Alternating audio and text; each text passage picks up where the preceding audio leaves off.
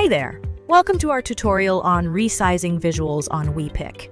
In this short video, we'll guide you through the process of selecting a format and applying it to your design. Let's get started. First, open the Wepik project you want to work on.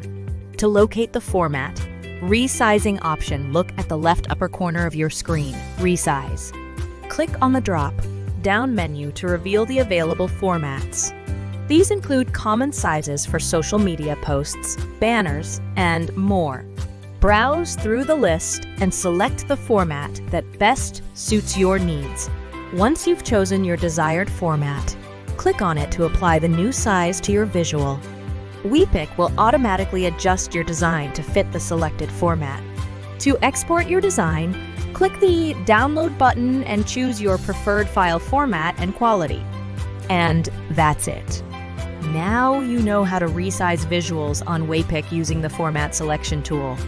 And that's Wepik, design made easy for your business.